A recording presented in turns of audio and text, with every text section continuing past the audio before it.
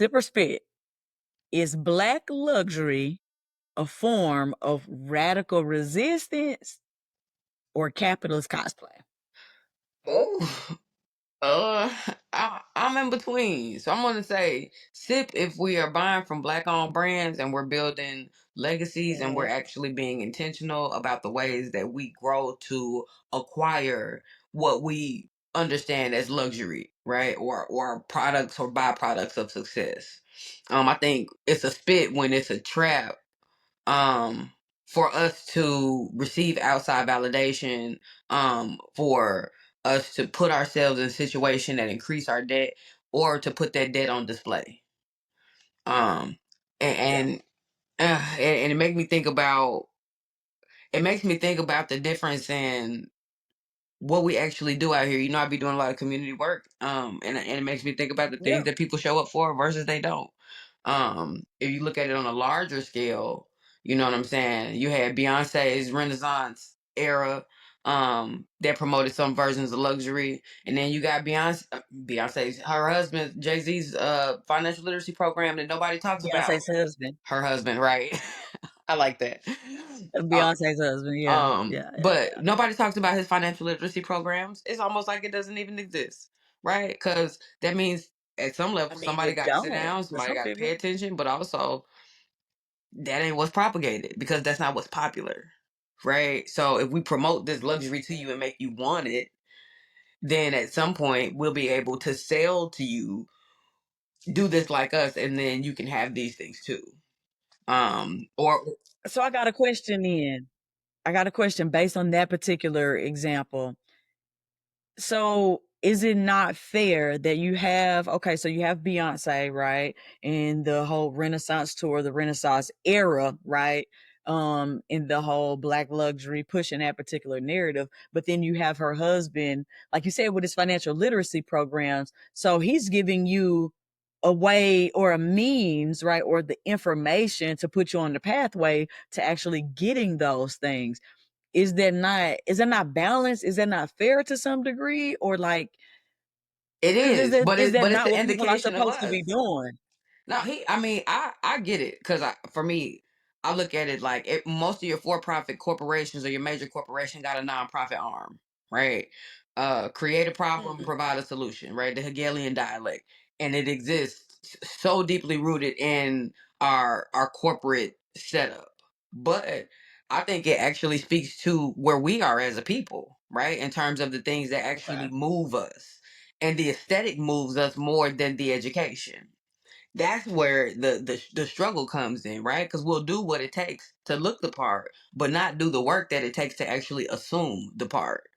And that because you actually ain't got to be on afterpay and running up credit cards and all this. You actually could have enough revenue means in order to be able to afford the things that you desire and stay under a threshold of, you know what I'm saying, Yeah. what your Yeah. income needs to be in order to be able to afford these things, right?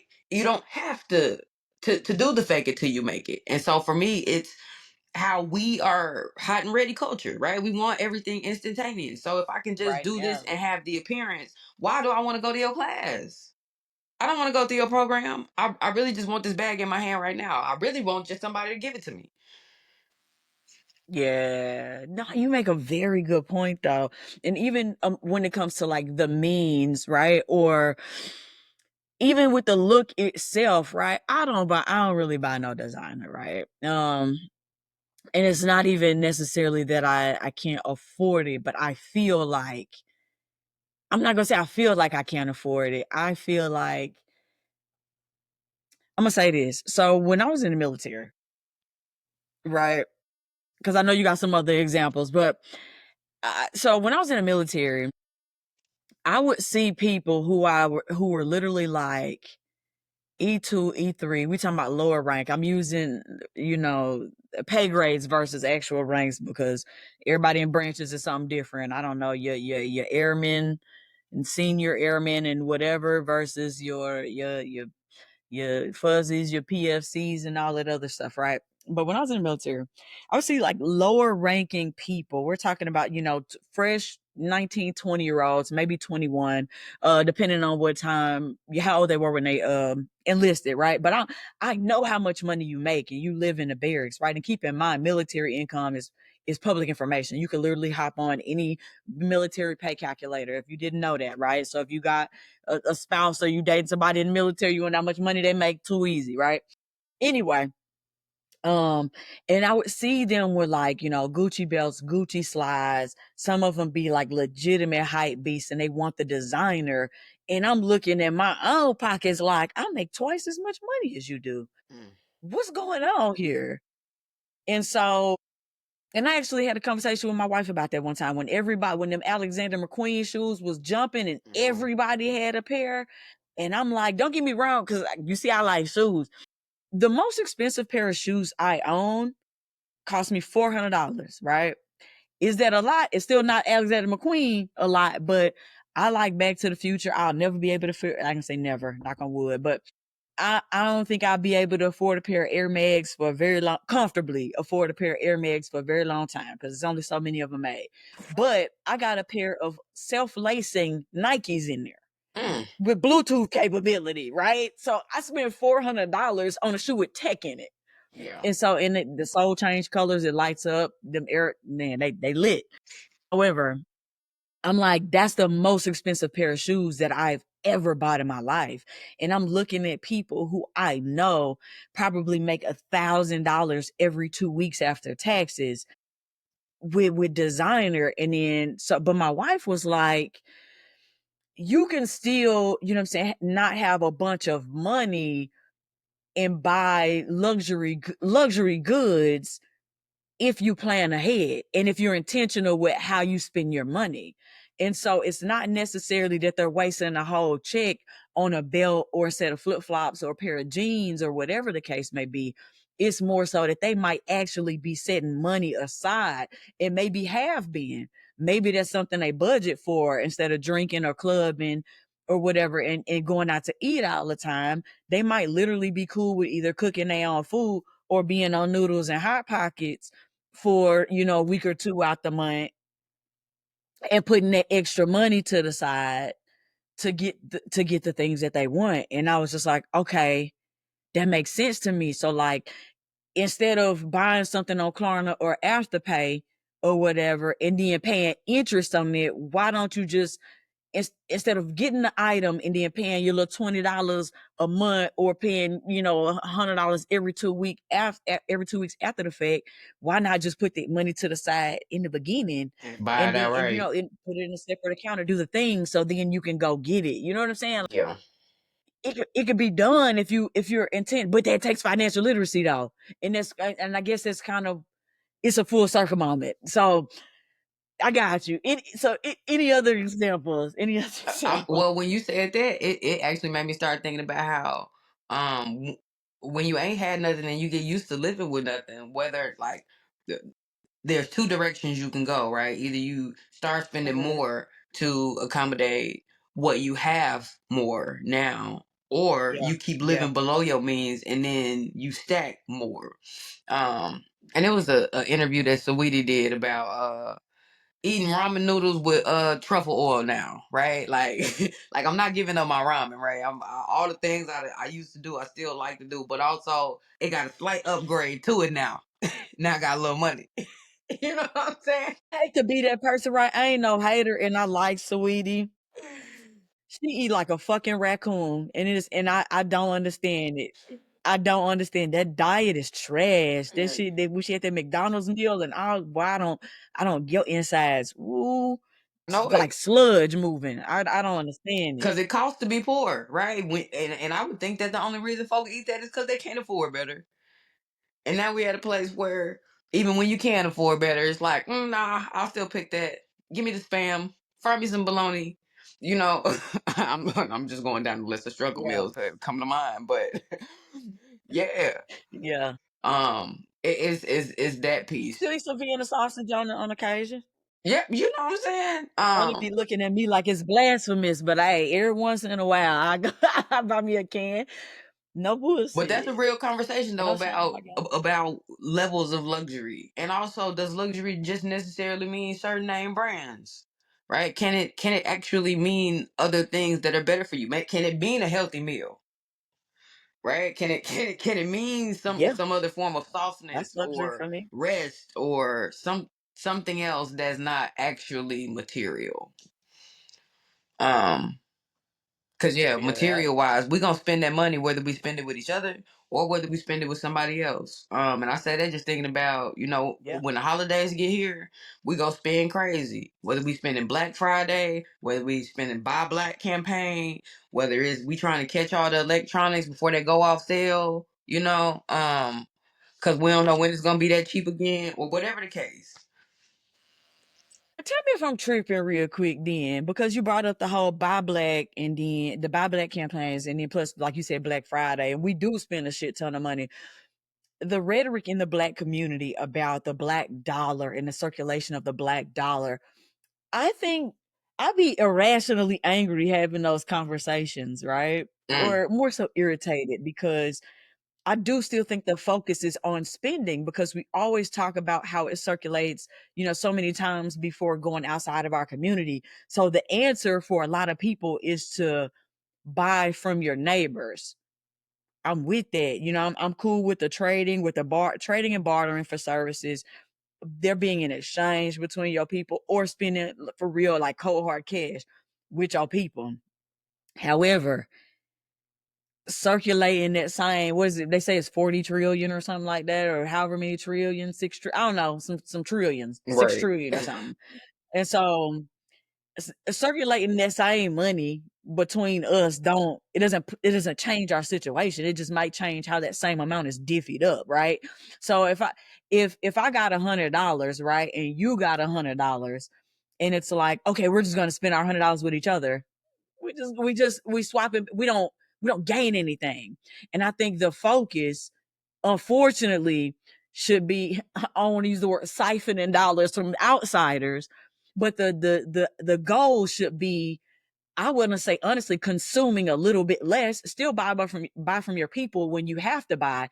But I would think the answer would be consuming less and finding ways to produce things for people outside of the community Come on. to consume. Therefore, you're bringing more money into the community as a whole. I Absolutely. think honestly, black businesses shouldn't necessarily, and please don't fight me when I say this, but black businesses should not necessarily focus on black customers unless it's like a culturally relevant or culturally significant business. Our goal should be capturing revenue from the outsiders to Absolutely. bring it to us. You know what I'm saying? Yep. I think we should probably cater our businesses to other people just to be more effective and more efficient with the influx versus like the outflow of resources, to and Boy, from our you community. finna go down a Am I rabbit making trail. sense? Or I said you finna go deep down the rabbit trail because what you're now also talking about is making sure that we have viable businesses that actually have structures and the ability to function outside of a hustle, which means that we're not just dealing with our friends and our family and the people that we know, right? Because we're running a business that and one we're hit not home? just trying to get extra money. And if we're honest, I don't have the numbers in front of me about how many small businesses fail every year.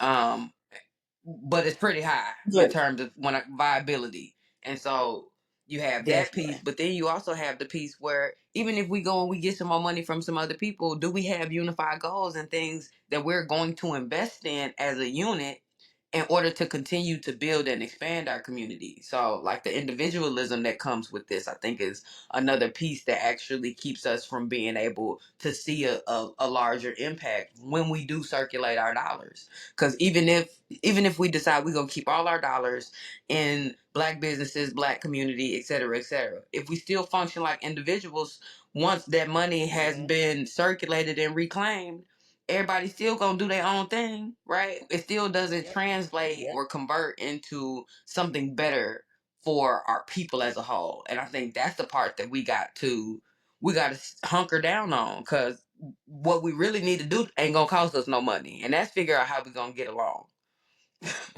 You hear, look. Oh, you hear me. But like I said, that what you just said, like the whole thing hits home to me, especially when you talk about moving outside of a hustle, right? I've had a couple of business partners in the past. I ain't gonna say, you know what I'm saying, because I don't want nobody to be offended, but I'm like, having men as business partners is very, very difficult. I had a very good experience when I was doing my Airbnb stuff, you know what I'm saying? But I actually, so I, too many people have a hustle mindset, and like you said, not don't have like the structures and things and systems in place to properly run and scale a business, and that's why a lot of businesses fail. I actually helped somebody build a construction business. Soon as it started making more money, that motherfucker left me with $40,000 worth of debt and slid. You hear me? Yeah, because I'm Oh, saying, like, when a person starts seeing a little bit more money than they used to, yep. Then I don't need you no it more. wants and not only that, and they don't have the structures in place. Things are not automated. So every dollar that come in, You got to he work putting it for right it. in his pocket, Yep. putting it right back. You have things you gotta pay off. You have debts you gotta pay. And then like getting business credit and all of the things that he now has access to that he didn't necessarily before, because he was operating a cash based business or like checks and like, immediate liquid, whatever. And so moving towards credit, oh, he straight abused that. Zero financial literacy.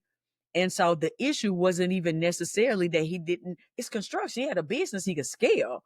The Yep. issue was he didn't have the financial literacy or the business mindset to grow into sustain. And I attempted to, come in there and play Captain Save, and it worked until the flaws that were already present, that hustle mentality and that get money fast mentality, ruined the whole situation. So that definitely hit home for me. No, that's Um, real. I had yeah, a and youngin that got gift and with probably about $500,000 worth of inventory. I told him, I said, go ahead and go down and start your business. Open you up a store. I'm about to say, figure out what the overhead is in order to find you a location that you can actually be able to open a store. And long term, because inventory is collateral, right? So I can see the value of what I have, but also how fast can I make it, right? And yeah, so he was like, "We got too much. I would rather liquidate it." That's the nice way to say it. I would rather liquidate it. And I don't have no problem with liquidation, but also you gonna lowball yourself real bad based yeah, on it got to make sense. the Yeah, items that you have. And I essentially watched him give them away in order to get fast money instead of actually harnessing the long term transformation that could have came with what he actually had. And it's those kind of decisions, right? Because that's not even just financial literacy. That's just greed and Russian. yeah. And so no, for real. And so when you say that, because the fast money and all the things, I think we treat luxury the same way. Mm, You know what I'm saying? Luxury for me is like, I don't have to wake up and be in nobody's job. Imma find me a job 'cause I want some more money. However, it's not a necessity for me, and having a little bit of ownership over my time, whether or not I got on designer, I get to wake up when I want to. So, like, I feel like we treat luxury like we treat the fast money. We want the look and we want it right now, instead of like building a luxurious life, if that makes sense. mhm. We rather have the designer but no retirement plan. It's like, it is buying the designer now, or buying a fucking Hellcat, or whatever the case may be, is buying those things right now worth having to work till you're 80? Like, on some, because there's a trade-off. Or would you rather forego the luxury items and say not and use that money to do something wise, and not have to work after 40 or 50? You know what I'm saying? Yeah. What is, we have to actually rethink what like luxury is, because I think right now most of us equate luxury itself solely to luxury goods. Mm. You know what I'm saying? And don't look at like an actual luxurious lifestyle. We want the goods. being able to go get a massage or pay for a cleaning service. I pay for a cleaning service. That's luxury to me. And so it I think we need to figure out what luxury means. And also, you know what I'm saying? Luxury doesn't always mean expensive. Softness is a luxury. Ownership of your time is a luxury. Yes. Rest is a flex. You know what I'm saying? That you know what I'm saying, $40 mani pedi, it's probably gonna be like 80 to 100 depending on where you at. Maybe 200 if you're getting designs and things, but that buys you 2 hours of silence, right? You're getting your Yeah. hands massaged, your feet rubbed, you get to put on your AirPods or whatever, listen and just TikTok or just rest there in silence. That's opulence. That's luxury to me. Yep. That's luxury to me having those experiences, right? So, what's the verdict, man? Oh, so final answer. I'm I'm gonna say spit with a splash of sip. Flex responsibly, okay?